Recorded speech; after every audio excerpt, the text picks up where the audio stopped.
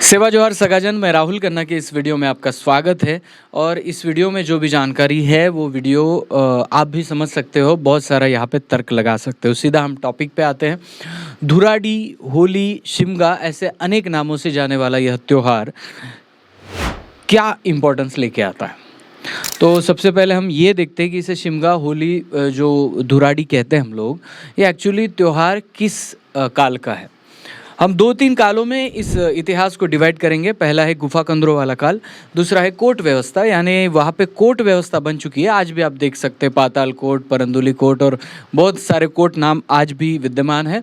और उसके बाद कोट व्यवस्था के बाद हमें गढ़ व्यवस्था मिलती है, जिसमें एक राजा होते थे और राजा के अधीन एक क्षेत्र में एक प्रजा आती थी। अगर हम लॉजिक लगाए तो ये त्यौहार हमें निकल के आता है गुफा कंदरों या कोट पद्धति का। ट्राइबलों की ऐसी कोई किताब नहीं है जिसमें किसी त्यौहार का अर्थ है, तो इसके लिए हमें उसका एक अर्थ ढूंढना पड़ेगा कि एक्चुअली ये त्यौहार आता किस व्यवस्था से है, क्यों यह त्यौहार आता है। बाकी त्योहारों की हम बात करते हैं। उदाहरण के तौर पर आपको थोड़ा सा हाईलाइट करने के लिए, कर्मा उत्सव पूरे छत्तीसगढ़ में और आसपास के एरिया में मनाया जाता है। यहाँ तक कि नागपुर में भी बहुत बड़ी पैमाने पे कर्मा उत्सव मनाया जाता है। कर्मा उत्सव का मेन रीज़न क्या है कि एक डाल को पकड़ के जंगल से लाया जाता है और परंपरागत उसे टहनी को जमीन में गाड़ दिया जाता है। रात भर नृत्य किया जाता है, पानी दिया जाता है और सवेरे उस डाल को उठा के देखा जाता है कि इसको जड़ आई कि नहीं।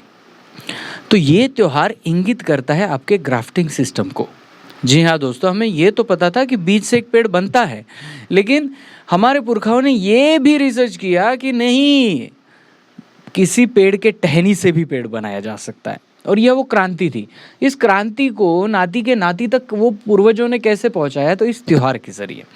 इनका त्यौहार हरेली पंडुम देख लो, बीजा पंडुम देख लो, नवाखाई देख लो, ये जो भी त्यौहार है ना, ये पुरखों ने इनके त्यौहार में समेटा है कि ऐसे याद नहीं रखोगे। ऐसे कोई हमारे पास टेप रिकॉर्डर या किताब नहीं है जिसमें लिख लिया हमारे पूर्वजों ने और बता दिया।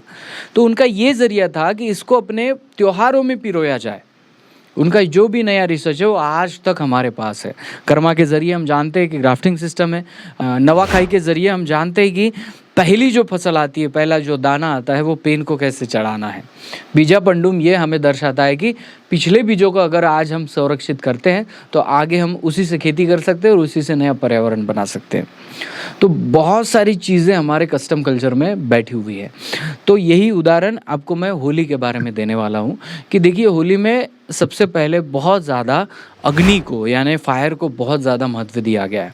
तो शायद ये हो सकता है ये वो पहलू है जिस पहलू में हम इतिहास में लिखते थे और या पढ़ते थे कि इंसान ने आग की खोज की, इंसान ने पहिए की खोज की और आग की खोज की। तो वो आग की खोज करने वाला ये त्यौहार हो सकता है। इसलिए मैं कहता हूँ कि ट्राइबल त्योहारों को इतना लाइटली मत लीजिए, क्योंकि ये जो कह रहे हैं कि इनके पास, जब आप हिस्ट्री की किताब पढ़ते हैं, इंसान ने आग की खोज की और उसके बाद थोड़ी सी उसकी स्पीड बढ़ी और फिर पहिया जब आ गया तो और ज़्यादा स्पीड बढ़ गई। ये क्यों संभव हुआ? कि ये जो खोज थी ये बहुत मायने रखती है मानवता के लिए। और यही आदम मानवों की शायद हो सकता है यह खोज हो जो होली के दिन हम ये लकड़ियाँ जलाते हैं। तो इसलिए इसके त्योहारों में बहुत बड़ी बड़ी परंपराएं हैं। किसी गांव में आप देखेंगे, मैं बहुत सारी होली की आपको स्टोरी बता दूं।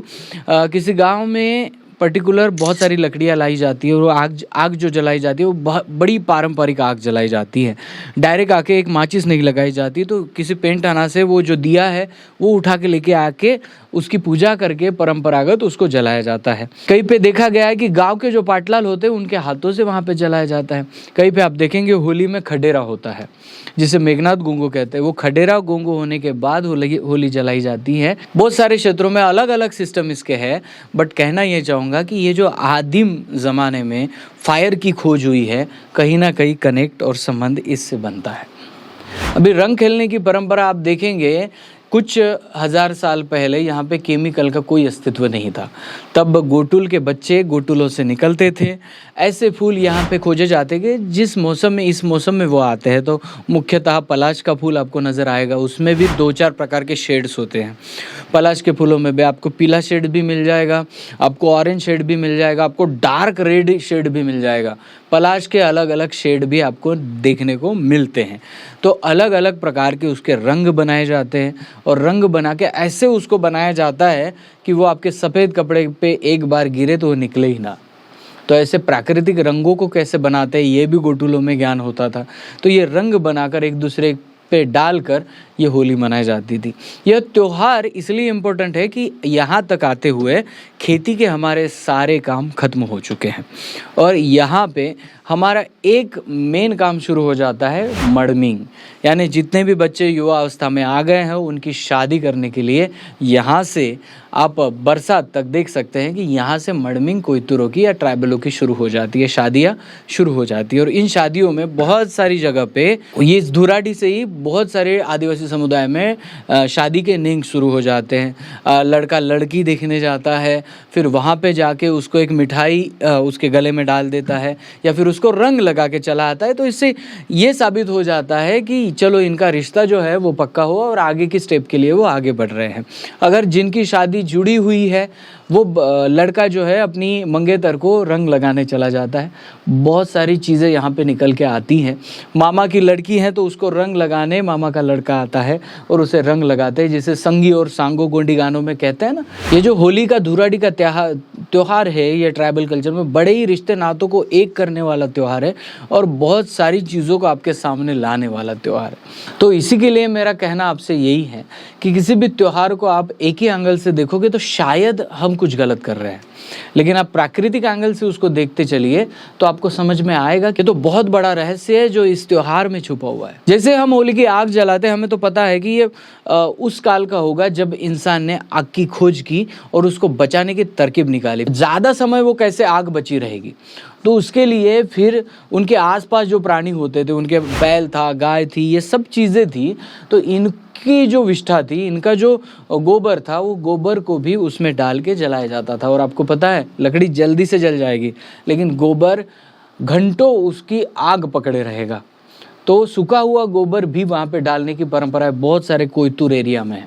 आप अगर जाके देखेंगे तो होली जलने के बाद उसमें गोबर सूखा हुआ गोबर लाके डाला जाता है, उसकी बहुत ज़्यादा मालाएं बनाई जाती है, थाप दिया जाता है और अलग अलग शेप्स में उसको डाला जाता है और वो सही में वो आग घंटों तक जलती रहती है। यानी आग को कैसे ज़्यादा समय के लिए जलाया जाए ये भी टेक्निक इस त्यौहार में हमें देखने को मिलती है। सभी सगाजन आते हैं, उस आग की पूजा करते हैं, गुंगो करते हैं और फिर वही जो राख है वही राख उठा के लेके भी जाया जाता है। बहुत बड़ा इसमें साइंटिफिक रीज़न हमें देखने को मिलता है। इसमें बहुत सारा रिसर्च हमें करना पड़ेगा, ये तो मैं मानता हूँ। बहुत सारी चीज़ों को हम डिफाइन नहीं कर पाए हैं लेकिन आगे चलकर हम कर सकते हैं अगर हमारे ही ट्राइबल बच्चे इसमें आके खोज करें, ना कि इसको इस नज़र से देखें कि ये त्यौहार है, ये अंधश्रद्धा है, ऐसे ना देखें। दोस्तों इस वीडियो बनाने का मतलब ये नहीं था कि आपको बहुत कुछ बताया जाए। इसका मतलब ये था कि आप अपने त्योहारों का जो मतलब है वो सीधा प्राचीनता से भी जोड़ सकते हैं, क्योंकि जब आग की खोज हुई होगी शायद हमारे पुरखों ने इसी परंपरा को यहाँ पे बिल्ड किया होगा और यह परंपरा चलती आ रही है। आज तक आप खेती में गुम थे, खेती की फसल कैसे आएगी, ये होगा वो होगा, लेकिन अब इस त्यौहार के बाद आप अपने मर्मिंग की तरफ देखते हो, रिश्ते नातों को तरफ देखते हो, आप मामा के घर जाते हो उनको रंग लगाते हो, आप अपनी बुआ के घर आते हो उनको रंग लगाते हो। तो कहने का तात्पर्य यह है कि आपके सगे संबंधी जो है, सगे सोयराल जो है, उनको आप इसमें शामिल करते हो और फिर से आप रिश्ते नाते को मजबूत बनाते हो। तो कहना यही चाहूँगा इस वीडियो को ख़त्म करते करते कि दोस्तों आपके एरिया में इसको कैसे मनाया जाता है, कैसे देखा जाता है। क्या आपके एरिया में खडेरा मेघनाथ गुंगो होता है? वो होता है तो कैसे होता है, इसका क्या मतलब है? अगर आपको पता है तो प्लीज़ कमेंट में लिखिए, हम भी पढ़ते हैं, हमें भी अच्छा लगता है कि आपके एरिया में इसको क्या बोलते हैं। और एक्चुअली हम इधर धुराडी और शिमगा बोल रहे हैं, आपके एरिया में इसको, इस त्यौहार को पारंपरिक नाम क्या है ये भी आप ज़रूर कमेंट में बताइए, ताकि ये जो रिसर्च हम कर रहे हैं, मिल बांट के हम जो चर्चा सत्र बना रहे हैं, इसका कुछ अनुमान अंदाज़ा लगाया जा सके और फिर हम और कुछ पा सके आपके कमेंट के ज़रिए। तो ज़रूर इसमें कमेंट करिए और सभी को इस धुराडी की, शिमगा की बहुत बहुत सारी बधाई, पुनः में बधाई। मिलते हैं अगले वीडियो अगले टॉपिक के साथ, तब तक के लिए जय सेवा, जय जोहार, जय आदिवासी, जय गोंडवाना, जय।